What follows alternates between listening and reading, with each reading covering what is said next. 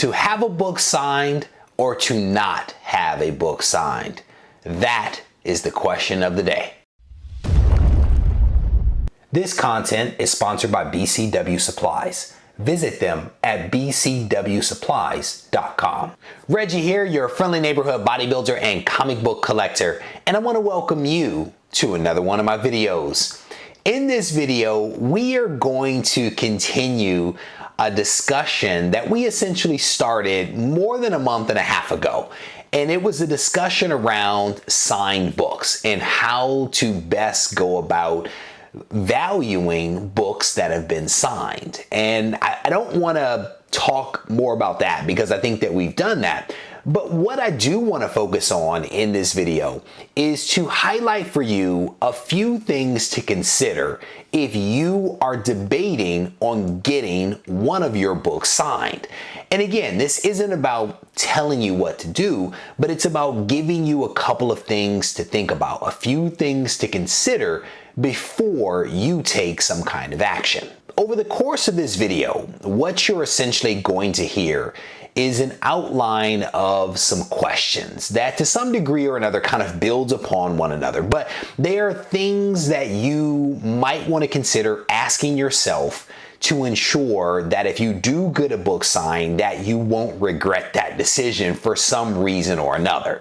And so you're not going to hear answers per se, so much as an outline of questions. One of the first questions that you might want to ask yourself, or at least think about, is who is the person that you're about to get this signature from? And what is that person's relationship to the book that you're about to put in front of them? Are they the artist or the inker or the writer or the editor of that particular book? What is their connection to that comic? Personally, I am a fan of getting signatures from people that have actually worked on the book that I'm getting them to sign. Now, I am not a fan of celebrity signatures, but I do like to get the artist, the writer, the inker to sign a particular book. When I had an opportunity to meet Stan Lee, what I wanted to do was I wanted to get his signature on a book that he actually wrote, a book that he had a connection to that I also could connect with. And that's actually why I picked up Amazing Spider-Man 50, which is right behind me, that first appearance of Kingpin. That was a book that he worked on, and it was a book that I absolutely love. I love red covers. Red is my favorite color. And so when I had the opportunity to meet Stan, that was one of the books that I put in front of him. Now, with that said, I also collected another signature from him. I had him sign Amazing Spider-Man 300, a book that he had nothing to do with, except for the fact that he created Spider-Man. He was a friend of Todd McFarlane, and Todd McFarlane is the artist that did Amazing Spider-Man 300. And so my point is that you at least want to take a moment and think about, who is this person and why am I having them sign this particular book? You just want to make sure that it makes sense, that you have some rationale for doing it. And if you decide that you want to get the signature because you want the signature, that's actually okay too. One of the next things that you want to consider is, what is this person's signature style? Every artist, writer out there that you may meet has a style to his or her signature. If you think about J. Scott Campbell, J. Scott Campbell has a very loopy type of signature. It's very fluid, versus like a Stan Lee who has a tighter signature than a J. Scott Campbell, which is more of an elongated type of signature with big swooping curves. My point is that you may want to take a moment to kind of familiarize yourself with the signature style of the person that you're getting the signature by. Because by understanding their signature style, you can look at the book that you were thinking about having them sign, and you can ensure that the style of the signature works for the book that you're having them work on. So for example, if you know someone has a very big signature, you may not want them to sign a book where there is no free space on the book, because essentially that loopy signature may cover up some wonderful artwork. It may not complement the cover, it may actually detract from the cover. If you have a book with lots of white space, that could be a great place for almost any style of signature to actually work, whether they have a small, tight, compact signature or a flowy signature. A cover with ample white space would work for either one of those styles, and certainly anything in between. My point is that you want to consider the style and consider the book that person is signing. You also want to give thought to what is it that they are signing the book with. Are they using a Sharpie? Are they using some kind of marker? Are they using a color? Because if they are using certain materials, you again want to make sure that those materials complement the cover and don't detract from it. J. Scott Campbell, for example, I think is pretty talented at selecting a color that complements the cover that he happens to be signing. I have a wonderful domino book that he has signed, and on each one of the covers he uses a slightly different color pen to sign them, a color that complements the book that he happens to be signing. So I've already mentioned this point once before, but I want to revisit it to make sure that it's not overlooked. Where are you having the person sign the book? Because placement actually matters.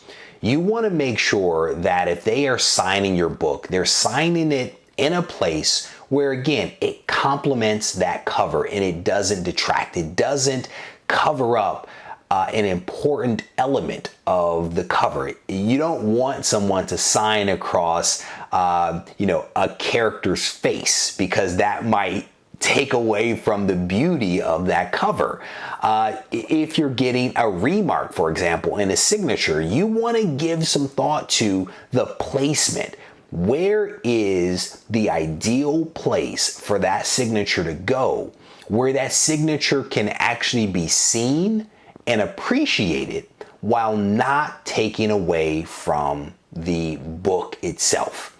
I actually have a Hulk 181 that I picked up. It's a 5.0 signature series Hulk 181 that has possibly not the best signature from Stan Lee. I did not have this book personally signed. I actually purchased it, and the person that had the book signed had Stan sign in a black marker across the Incredible Hulk's chest. Not the best place for a signature. I could have picked a better place, but it is what it is. But my point is that you want to give thought in advance to the placement of the signature and try to guide the artist or the writer or the inker to what might be an ideal place for that signature. This is another point that I've also made, but I want to revisit it. And it becomes a question of, does the signature add to the aesthetics of the cover art or does it detract from it? The great thing is that you have options, right? Many artists, many writers, many inkers work on lots of different books, and you don't necessarily have to get their signature on the book that you have in front of you if you realize that because of their signature style, because of the cover art, that the signature on that book may not be ideal, right? You have some options to actually go out and find another book, pick up another book to actually get that signature and to get it on a book in a style, in a manner that actually works for your collection. Okay, so one of the major questions that I could have asked at the beginning of the video, but I didn't. It was purposeful that I wanted to put it here. And the question is, what is your motivation behind getting the signature? Is your motivation financial? Or is it sentimental? Or is it something else? And I think if you're able to ask and answer that particular question, it helps you to figure a couple of things out.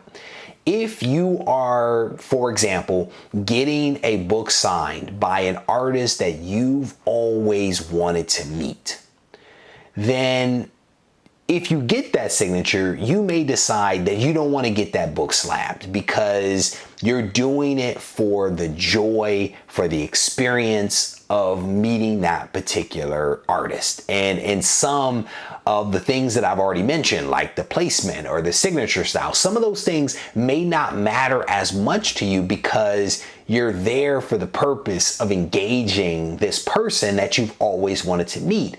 And the signature on the book is nothing more than a byproduct, a means to the end of being able to engage this person.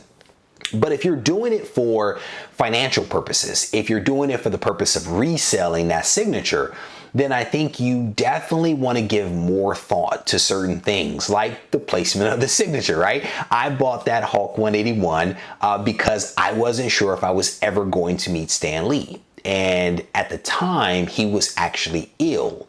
And I didn't want to miss an opportunity to have his signature on a book in my collection.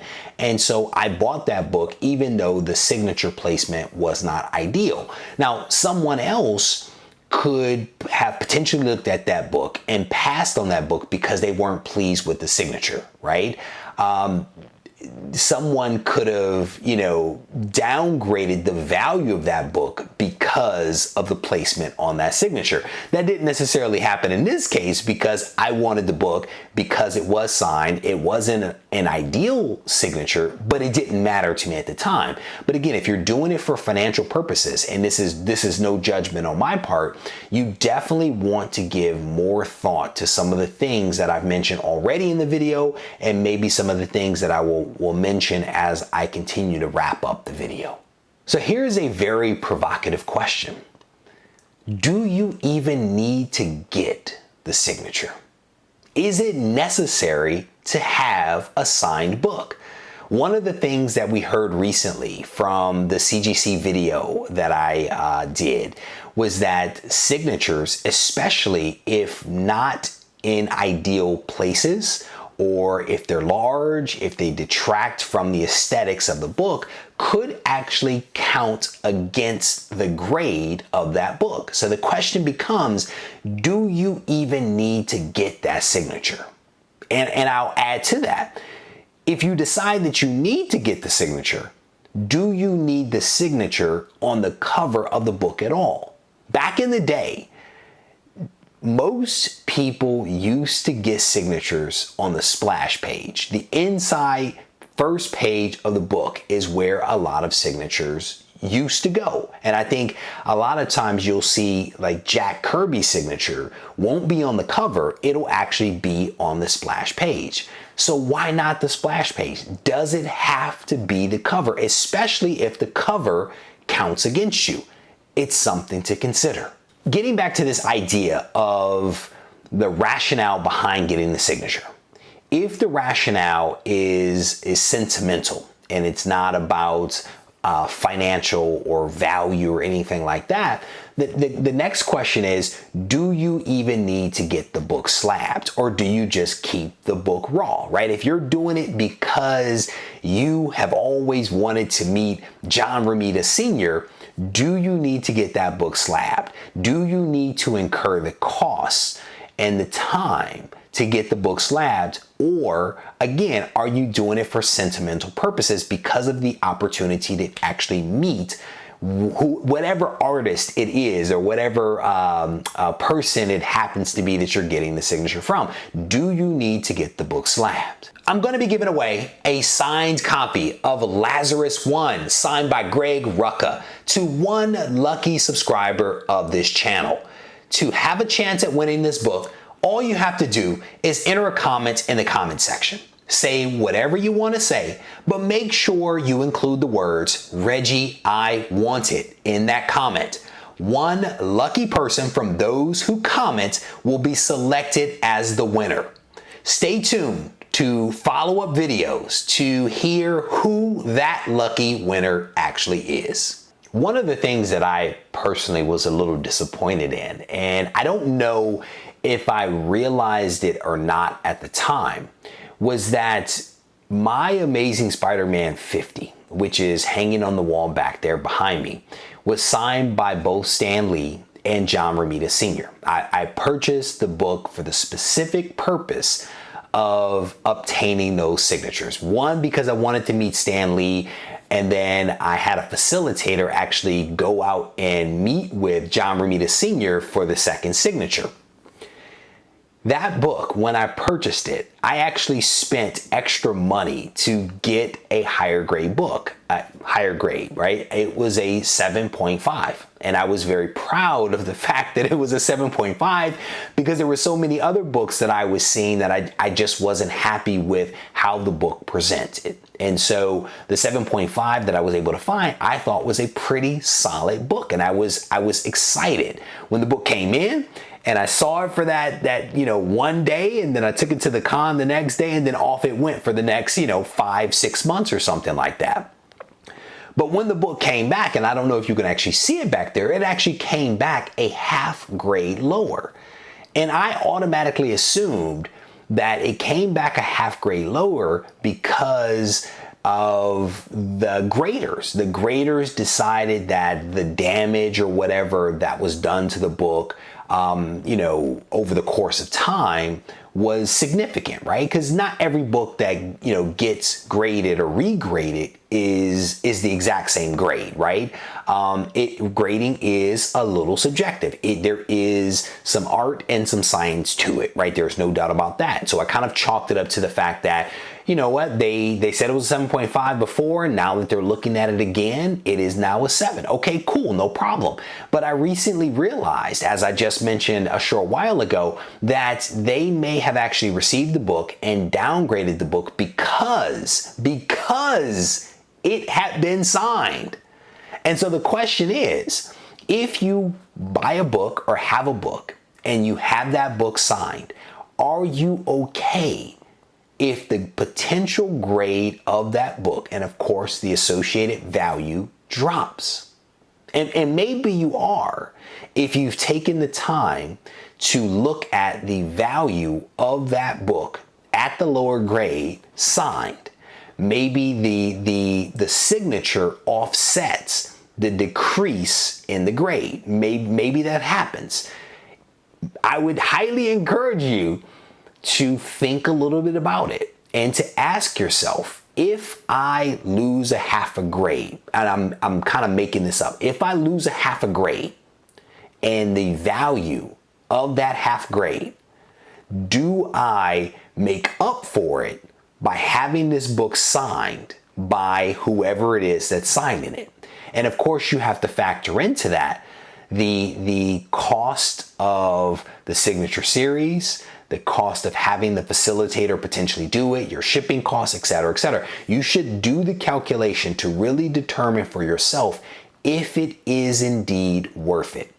And again, I am not trying to necessarily dissuade you from having your book signed, but what I am saying is take a moment and think about it. Make sure that this is something that you actually want to do before you do it. So there you have it. Just a couple of questions that popped into my mind as I sat down to record this video.